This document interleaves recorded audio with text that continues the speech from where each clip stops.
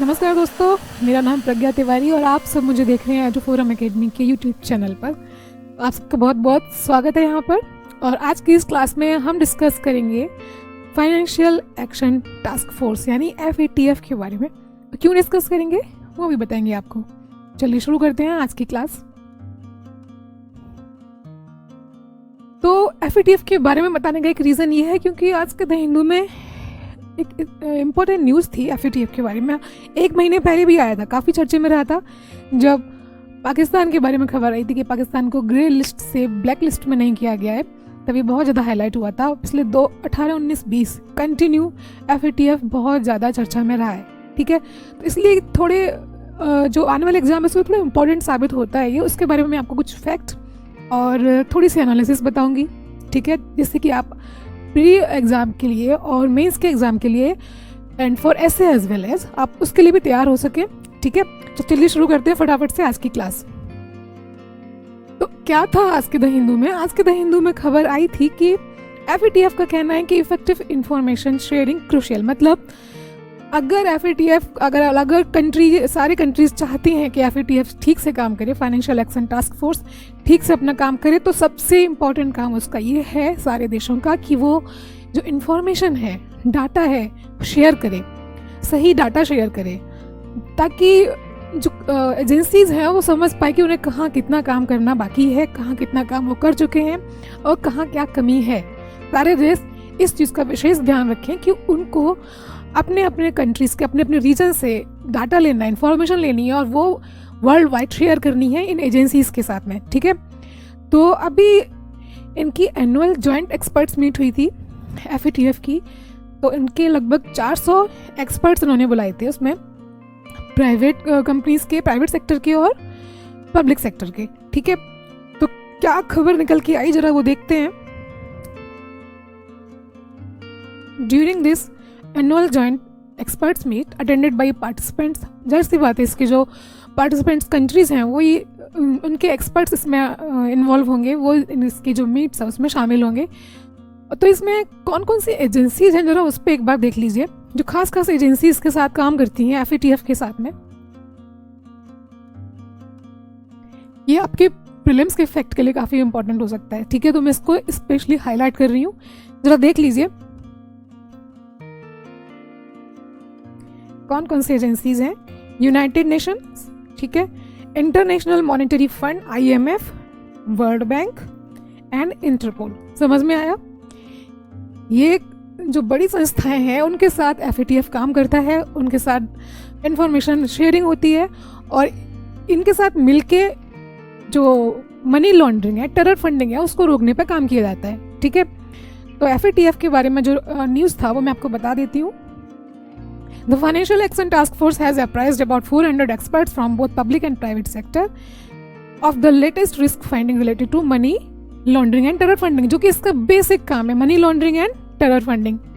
इसके बारे में फैक्चुअल इन्फॉर्मेशन मैं आपको आगे आने वाली स्लाइड में दूंगी। अभी आप न्यूज़पेपर की न्यूज़ सुनिए। ठीक है, during its annual joint experts meet attended by participants from various government agencies all over the world and international bodies such as, जो कि मैंने आपको बताया, UN, IMF, world bank and interpole.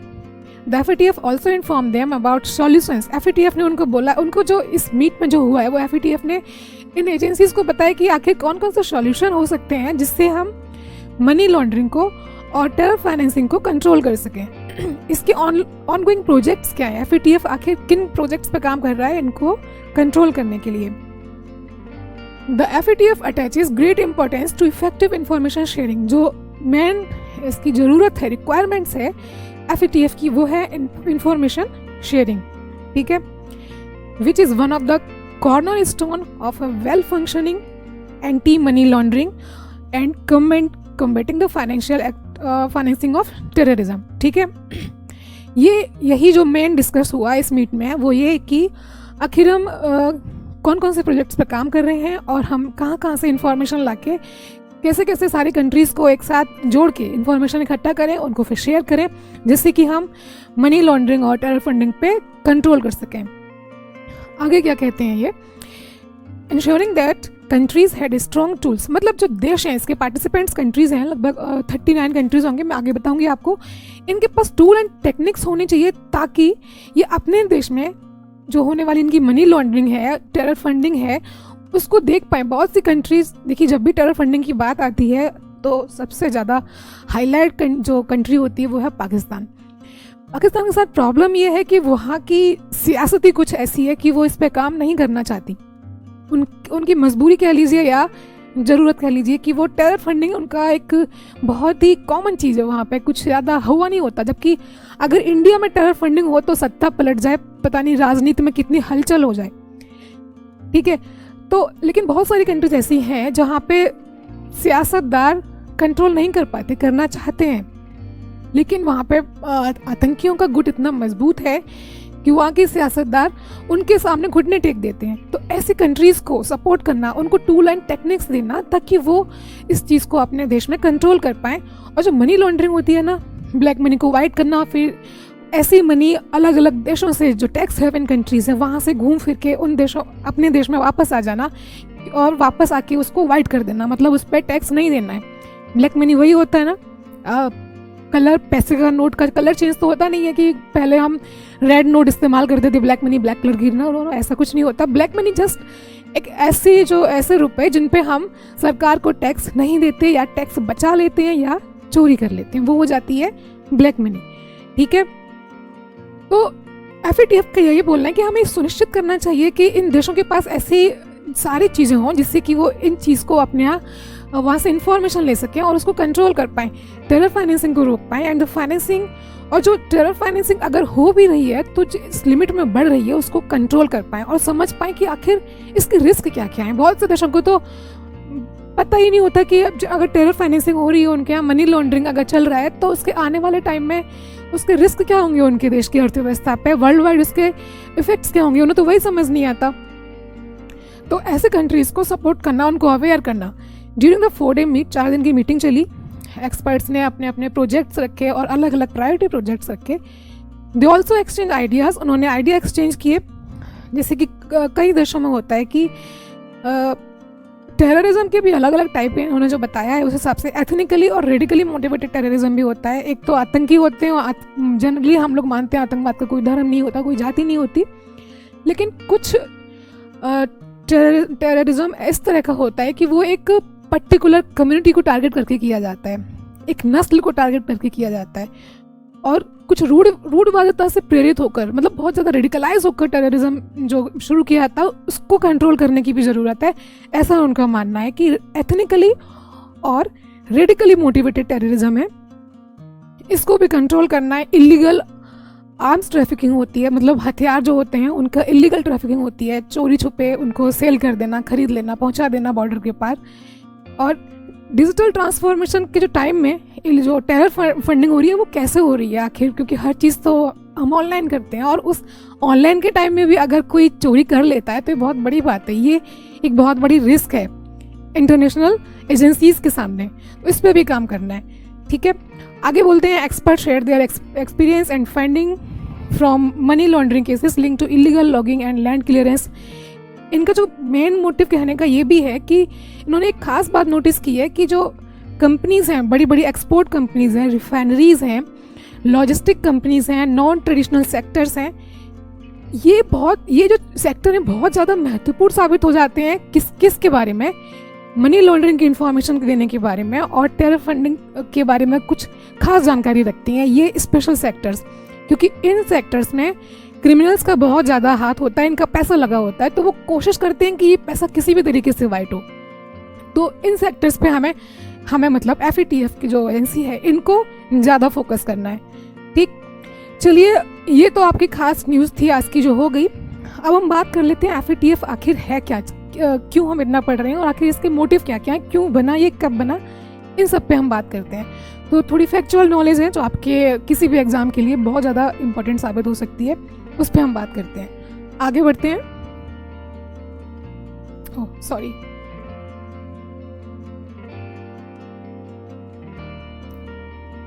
What is financial action task force. ये पूरी तरीके से एक फैक्चुअल आपके सामने डिटेल्स है और की पॉइंट्स हैं जिन्हें आप दिमाग में याद रखिए और जो कभी आप भूलेंगे नहीं, और उन खास पॉइंट्स के आधार पर आप कोई भी अपना क्वेश्चन, चाहे वो मेंस में हो, चाहे वो प्री में हो, चाहे वो ऐसे राइटिंग में हो, उसको आप तैयार कर सकते हैं। ठीक है, तो हम बात करते हैं FATF के बारे में। आखिर ये क्या भला है? FATF is an intergovernmental organisation founded in 1989। किसके इनिशिएटिव से? G7 कंट्रीज के इनिशिएटिव से। G7 कंट्रीज होती है, G7 कंट्रीज हैं, इन्होंने 7 देश हैं इसमें, इन्होंने साथ आके ऐसी संस्था की ज़रूरत महसूस की जो कि होने वाले जो फाइनेंशियल एनोमलीज हैं, वित्तीय क्षेत्र में जो लेन देन होता है उसमें बहुत सारी कमियां हैं, पैसे का लेन देन गलत जगह जाता है, इलीगल तरीके से होता है, उस पर काम करने की ज़रूरत, काम करने वाली एक संस्था की ना ज़रूरत महसूस हुई, तब उन्होंने FATF की स्थापना की। ठीक है, और इसका प्राइमरी काम क्या था? मनी लॉन्ड्रिंग का। शुरुआत इसकी हुई थी मनी लॉन्ड्रिंग से, मनी लॉन्ड्रिंग को कंट्रोल करेगी ये संस्था। लेकिन आने वाले टाइम में इसमें थोड़ा इम्प्रूवमेंट करने की जरूरत महसूस हुई, तो 2001 में एक मैंडेट पास किया गया, और इस मैंडेट में क्या जोड़ा गया कि अब FATF मनी लॉन्ड्रिंग पर तो काम करेगा ही करेगा, it will work also on terrorism financing. ऐसा पैसा जो आतंकवाद को बढ़ावा देता है, जो आतंकियों को फंड किया जाने वाला पैसा है, उस पर काम करेगा। इलीगल आर्म्स वेपन अगर कोई बना रहा है और उसको आतंकियों तक सप्लाई कर रहा है, वो भी टेरर फंडिंग में ही आता है। ठीक है, पर्पस इसका क्या था? Combat money laundering and terror financing. ठीक है, इसका हेडक्वार्टर कहाँ है? इसका हेडक्वार्टर है फ्रांस के पेरिस में। फ्रांस भी अभी बहुत ज़्यादा चर्चा में रहा है, क्यों रहा है ये आप लोग समझते होंगे, और नहीं समझते तो आप जरा न्यूज़ पढ़िए। वर्ल्ड वाइड मेंबरशिप इसकी 39 कंट्रीज हैं, और इंडिया इसका एक फाउंडर मेंबर कंट्री है। ठीक है, आगे देखते हैं क्या है इसका। जब बनाया गया था तो इसका ऑब्जेक्टिव क्या है, उसके बनने के बाद इसके ऑब्जेक्टिव्स क्या हैं, जरा वो उस पर हम बात करते हैं। The objectives of FATF are to set standard and promote effective implementation of legal, regulatory and operational measures for combating money laundering, terrorist financing and other related threats to the integrity of the international financial system. उन सभी चीज़ों पर, चाहे वो money laundering हो, चाहे वो terror financing हो, उन लीगल तरीके से हो, उनको रेगुलेट करना इसका काम है, और उसमें कुछ कुछ ऑपरेशनल मेजर्स हैं उसको भी शामिल किया गया है FATF द्वारा। आगे देखते हैं क्या है। इस संस्था का काम क्या है? एक पॉलिसी मेकिंग बॉडीज है, जो अलग अलग बहुत सारे बैंक हैं, बहुत सारी बड़ी बड़ी संस्थाएं हैं, जैसे कि मैंने आपको अभी बताया, UN है, वर्ल्ड बैंक है, IMF है, इंटरपोल है, इन सब के साथ काम करता है। प्लस इसके साथ क्या है, बहुत सारी, जैसे कि ADB है, आपकी एशिया पैसिफिक बैंक भी है। इस तरह की सारी बड़ी जो फाइनेंशियल एक्टिविटीज़ को हैंडल करने वाली संस्थाएं हैं, इसके साथ मिलके काम करती हैं। फॉर एग्जाम्पल, अभी कुछ लोगों ने लगभग 1 साल पहले, ऐसे 6 महीने पहले अफवाह फैलाई कि पाकिस्तान को FATF द्वारा ब्लैकलिस्ट किया गया है। जनरली पाकिस्तान तो FATF में है ही नहीं है, और पाकिस्तान को FATF ने ब्लैकलिस्ट नहीं किया है, वो अभी ग्रे लिस्ट में ही है और अभी रहेगा।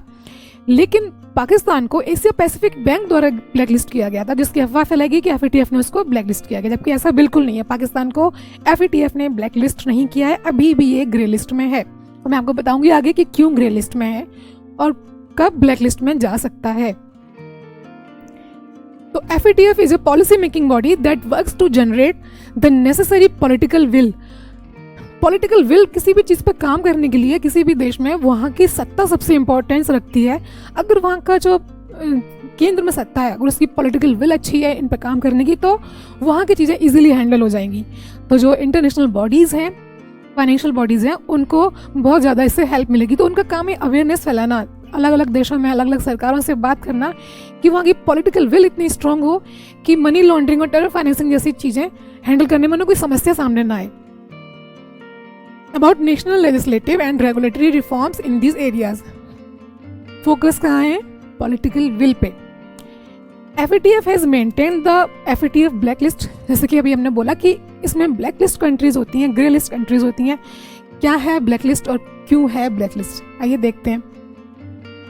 ब्लैकलिस्ट कंट्री होती है तो उसको बोलते हैं कॉल फॉर एक्शन, और ग्रे लिस्ट में है formally called the other monitored jurisdiction. दो तरह की इसमें लिस्ट बनाई गई है। हालांकि अभी कुछ मीडिया चैनल्स ने ऐसी खबर फैलाई कि dark grey list, black list, grey list, ये तो दो है, लेकिन उन्होंने बोला कि पाकिस्तान डार्क ग्रे लिस्ट में है। हालांकि डार्क ग्रे लिस्ट जैसी चीज़ कोई FATF संस्था में, एजेंसी में एग्जिस्ट नहीं करती है। ये मीडिया के दिया हुआ एक टर्म्स है, कुछ टर्म्स मीडिया अपने आप से देती है, तो हमें इनको लेकर कंफ्यूज नहीं होना है, क्योंकि जो बेसिक है वो ब्लैक एंड ग्रे में है। जब कोई कंट्री ब्लैक लिस्ट होती है तो हम उसको बोलते हैं कॉल फॉर एक्शन, कि अब टाइम आ गया है कि ये कंट्री ब्लैक लिस्ट है, अब इस पर कुछ एक्शन लिए जाएं, कुछ इस पर रोक लगाई जाए। ब्लैक लिस्ट कंट्री होती है तो पता है क्या होता है, सपोज दैट पाकिस्तान अगर अभी ब्लैक लिस्ट हो जाता तो क्या होता।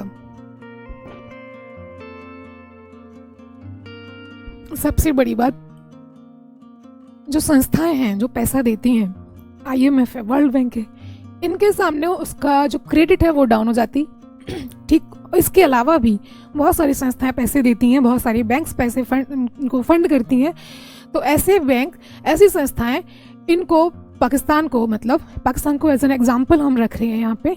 कोई भी कंट्री हो जो ब्लैक लिस्ट हो गई अगर, तो उसके साथ क्या होगा, तो इनको पहली बात तो बैंक पैसा देने से हिचकिचाएंगी, कम देंगी या देंगी ही नहीं।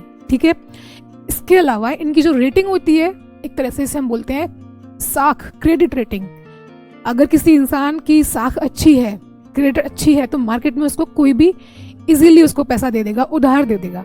ठीक है, बोल देगा कि ठीक है, जब आपकी इच्छा आप देते रहना। लेकिन अगर किसी का क्रेडिट खराब है, उसकी साख खराब है, तो उसको कोई भी पैसा नहीं देगा, उसकी इतनी भी क्यों ना जरूरत बनी रहे उसको। सब चीज़ क्रेडिट पे डिपेंड होती है। तो सेम ऐसा होता है, क्रेडिट रेटिंग एजेंसीज होती हैं, मूडीज होती है, फिच है, तो ये एजेंसीज क्या करती, पाकिस्तान की जो रेटिंग है वो एकदम से डाउन कर देती। अगर रेटिंग डाउन हो जाती तो मार्केट में उसको पैसा ही नहीं मिलता, और अगर पैसा नहीं मिलता तो वहाँ की इकोनॉमी एकदम ठप हो जाती। तो ये होता है कॉल फॉर एक्शन, मतलब ब्लैक लिस्ट होने के बाद। उसके बाद आता है grey list countries. Grey list countries में क्या होता है, ग्रे लिस्ट कंट्रीज में क्या होता है कि अगर कोई कंट्री ग्रे लिस्ट में है तो मतलब वहाँ की जो बैंकिंग सिस्टम है उस पे FATF का ज्यूरिसडिक्शन बढ़ जाता है। ज्यूरिसडिक्शन मतलब होता है कि उसका कानून का अधिकार क्षेत्र, FATF का कानून का अधिकार क्षेत्र, उसका न्याय क्षेत्र है, उसका विस्तार हो जाता है वहाँ पे, और वो पावर में आ जाता। ठीक, तो एक तरह से ये होता है कि मान लो किसी घर में अगर कोई केस हुआ है तो वहाँ पे पुलिस की अगर नज़र है, शक है, तो वहाँ पुलिस वाले अक्सर आते जाते रहते हैं। अगर कुछ खबर मिलती है तो रेगुलरली आते हैं, फ्रिक्वेंटली आते हैं। तो वही समझ लीजिए कि इनका ज्यूरिसडिक्शन इस कंट्री पे बढ़ जाता, उनके लेन देन पे इनकी नज़र रहती, उनकी पकड़ रहती। ठीक, तो इसको बोलते हैं अदर मॉनिटर्ड ज्यूरिसडिक्शन। और अगर ब्लैक लिस्ट में आ गए तब तो फिर कॉल फॉर एक्शन का टाइम आ ही गया। आगे बढ़ते हैं। FATF continues to work with other monetary agencies to control terrorist finance activity and to bring an end to illegal financial organizations, terrorism and corruption. कोई भी फाइनेंशियल ऑर्गेनाइजेशन अगर illegal तरीके से काम कर रही है तो इस FATF उस पे अपना जो रेगुलेशन है, वहाँ रेगुलेटरी बॉडीज इनकी जा सकती हैं। टेररिज्म है और करप्शन है, इन सब पे एक साथ काम करना इसका मेन मोटिव है, वहाँ पे ये काम करता है। When the FATF places a jurisdiction under increased monitoring, it means the country has committed to resolve swiftly the identified strategic deficiency. ठीक है, इसको मैं आपको समझाती हूँ।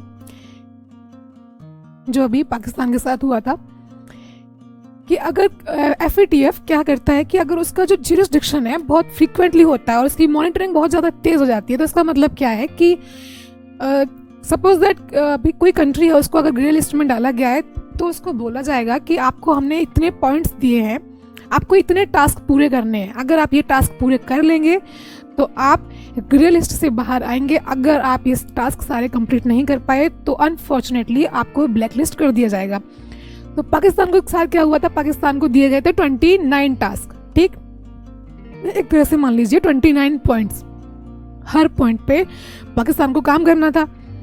लेकिन हुआ क्या, पाकिस्तान ने लगभग 2 साल तक ये चला। एक तो हमारी जो इस तरह की इंटरनेशनल बॉडीज़ है ना, पता नहीं क्यों मुझे समझ नहीं आता, जो ऐसे कंट्रीज जो ऑलरेडी डिक्लेयर्ड टेरर फाइनेंसिंग करते हैं उनके साथ इतना लचीला क्यों हो जाता है, इतना रेजिलियंस क्यों है, मेरी समझ से बाहर है। और शायद जो संयुक्त राष्ट्र संघ जैसी संस्थाएं हैं, अगर इनका महत्व तो कहीं कम हो रहा है तो इसीलिए क्योंकि इनका लचीलापन गलत चीज़ों के लिए बहुत ज़्यादा है।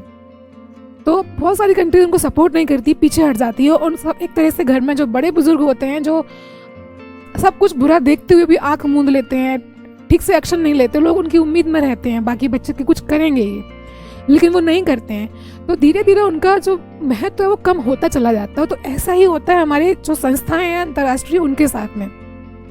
अब यहाँ देख लीजिए, FATF ने 29 टास्क दिए पाकिस्तान को करने के लिए, लेकिन पाकिस्तान कितने कर पाया? पूरे 21। उसने 2 साल में 21 से ऊपर बढ़ा ही नहीं। जैश ए मोहब्बत और लश्कर ए तैयबा जैसे संगठन है, इनको वो टेरर फाइनेंसिंग करता, उनको पैसे देता था पाकिस्तान, और ये लोग फिर आतंकवाद फैलाते थे, खासकर भारत में। उसने क्या किया कि उसने सोचा कि ठीक है, हमें 2 संस्थाओं का हम पे बैन लगाए, अगर हम इनके साथ लेन देन करते हैं तो ये हम अंतर्राष्ट्रीय संस्थाओं के पकड़ में आ जाता है, FATF के पकड़ में आ जाता है। तो हम क्या करते हैं, एक अलग टेरर ग्रुप बनाते हैं, हम उसको फाइनेंस करेंगे, फिर वहाँ से होके पैसा इन संस्थाओं तक जाएगा। मतलब समझ रहे हैं कि एक पुल बना लिया कि हम ठीक है, अगर हमारी पहुँच यहाँ है और ये अगर पुलिस की पकड़ में आ रहा है, एक तरह से पुलिस बॉडीज मान लीजिए, समझ में इजीली आएगा। अगर पुलिस जान रही है कि हम इस घर में जाएंगे, तो हम इस घर में नहीं जाएंगे, हम बगल वाले घर में जाएंगे, वहां से होके हम सामान सप्लाई करेंगे उस घर में। अजीब सा घनचक्कर बनाया पाकिस्तान ने इन संस्थाओं को बेवकूफ बनाने के लिए। हालांकि ये चीजें पकड़ में आ गई, लेकिन फिर भी जितना एक्शन लेना चाहिए था वो एक्शन नहीं लिया गया। और उसके बाद भी उसको अभी तक ग्रे लिस्ट में डाला गया है। बोला गया कि आप जनवरी 2021 तक अभी आप और ग्रे लिस्ट में रह सकते हैं। तो यही है, जब कोई कंट्री FATF किसी कंट्रीज को बोलता है कि अगर तुम ठीक है इन पॉइंट्स पे काम करो, अगर कर पा रहे हो, वरना हम यहाँ पर आके अपना प्रभाव चित्र दिखाएं। The FATF places a jurisdiction under increased monitoring. It means the country has committed to resolve swiftly the identified strategic deficiencies within agreed time frameworks. ऐसे ही ये टाइम फ्रेमवर्क कहने के लिए होता है कि हमने 6 महीने का, साल भर का दिया, लेकिन जो रियल में हो रहा है वो अभी 2 साल 2 साल 3 महीने 6 महीने करके 2-3 साल तक बढ़ता जा रहा है, जो अभी हम लोग प्रैक्टिकल देख रहे हैं वो। And is subject to increase monitoring. The list is often externally referred to as grey list, जो कि अभी पाकिस्तान है जिसमें ग्रे लिस्ट में। FATF ग्रे लिस्ट एक country which it considers as a safe haven for terror funding. अब पाकिस्तान से ज़्यादा सेफ हेवन मुझे नहीं लगता कोई कंट्री है टेरर फंडिंग के लिए। तो और मनी लॉन्ड्रिंग के लिए भी, टेरर फंडिंग हो रही है तो फिर मनी लॉन्ड्रिंग तो होगी वहाँ पे। तो यही बता रहा है कि ग्रे लिस्ट वाली कंट्रीज टेरर फंडिंग के लिए मनी हेवन होती हैं, और वहाँ पे इजीली टैक्स हेवन कंट्रीज होती हैं जहाँ आप मनी लॉन्ड्रिंग आसानी से कर सकते हैं। तो ऐसी कंट्रीज को ब्लैक लिस्ट, ग्रे लिस्ट में डाला जाता है। If the country is not actively tackling, अगर मान लो कोई देश है, कोई देश क्या, पाकिस्तान ही है, एग्जाम्पल सबसे अच्छा पाकिस्तान ही हो सकता है, अगर वो मनी लॉन्ड्रिंग को और टेरर फंडिंग को टैकल वो नहीं कर पा रही है, it is then blacklisted, तब ये कंट्री ब्लैकलिस्ट हो जाएगी। अब बचे हुए 7 पॉइंट्स पाकिस्तान के पास हैं। 29 पॉइंट्स टास्क दिए गए थे उसको, 21 टास्क उसने कंप्लीट किए हैं। अब बाकी टास्क है वो उसने पूरे नहीं किए, तो उसको आने वाला जो टाइम फ्रेम है जिसकी यहाँ बात की जा रही है, एग्रीड टाइम फ्रेम, वो टाइम फ्रेम बढ़ा दिया गया है। कब तक किया गया है? वो किया गया फरवरी 2021 तक। अब ये जो बचे हुए उसके टास्क है पूरे नहीं हो पाते हैं, तब शायद उसको ब्लैक लिस्ट किया जाए, शायद। लेकिन जिस तरह की अंतर्राष्ट्रीय संस्थाएं जिस तरह काम करती हैं, इनका लचीलापन देख के लगता नहीं है कि कुछ ठोस एक्शन, ये जिसे हम बात कर रहे हैं कॉल फॉर एक्शन की, ये कुछ कॉल फॉर एक्शन यहाँ होगा। I don't think so, but देखते हैं आने वाले टाइम में क्या होता है। तो ये था पूरा FATF के बारे में। तो मैंने आपको अभी FATF के बारे में बताया, आज की खबर बताई जिसके बारे में जो एनुअल मीट हुई है एक्सपर्ट्स की, उसमें बताया गया कि हम सबसे ज़्यादा इंपॉर्टेंट अगर कुछ काम कर सकते हैं वो है इंफॉर्मेशन शेयरिंग। उसके बारे में उसके बाद मैंने आपको बताया व्हाट इज FATF, इसकी खास बातें बताई आपको, कब बना, हेडक्वार्टर कहाँ है, पर्पस क्या है इसका, और इसके कुछ खास काम। आप चाहें तो इसका स्क्रीनशॉट ले सकते हैं, इसको लिख सकते हैं, नोट डाउन कर सकते हैं और इसको याद कर लीजिए। ये जो इंपॉर्टेंट फैक्ट्स है ना, ये आपके हर एग्जाम में काम आएंगे। जब भी FATF की बात चलेगी, जब भी टेरर फंडिंग की बात होगी, जब भी मनी लॉन्ड्रिंग की बात होगी, तो आप इन चीज़ों को पुट कर सकते हैं। मेंस के एग्ज़ाम के लिए आपका ये बहुत इंपॉर्टेंट साबित हो सकता है। मेंस के एग्ज़ाम के लिए मेंस में इस तरह से अक्सर सवाल पूछा जा सकता है कि हाल ही में बहुत सारे इनिशिएटिव लिए गए हैं टेरर फंडिंग को रोकने के लिए, मनी लॉन्ड्रिंग को कंट्रोल करने के लिए, लेकिन इन सब के बावजूद मनी लॉन्ड्रिंग और टेरर फंडिंग पर रोक नहीं लगी है। तो अंतर्राष्ट्रीय संस्थाओं का इसमें क्या योगदान है, किस हद तक कारगर हुई हैं, उनका महत्व को लिखिए, प्रदर्शित कीजिए, या उनका क्या संदर्भ है इसमें। ठीक है, ऐसे बोल सकते हैं, what is the importance of international bodies if money laundering and terror funding is not under control, then what is the role of direct, इसका नाम लेके आ सकता है, या फिर ऑल इंटरनेशनल बॉडीज के बारे में बात कर सकता है ये।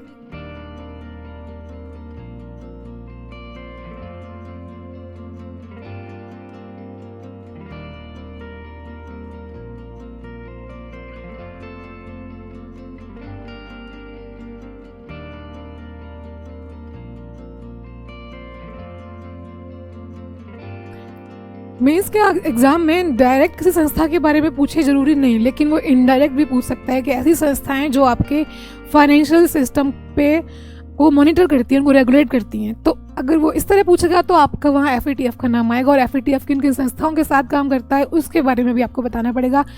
World Bank, IMF, Interpol and all other money controlling bank and money controlling systems, इन सब के साथ मिलकर काम करता है। बहुत सारी बैंक है, आप इसको गूगल पे चेक करिए तो आपको एक अच्छी खासी लिस्ट मिल जाएगी बैंक्स की जो FATF के साथ मिलकर काम करते हैं। अलग अलग रीजन के, वो एशिया पैसिफिक रीजन हो सकता है,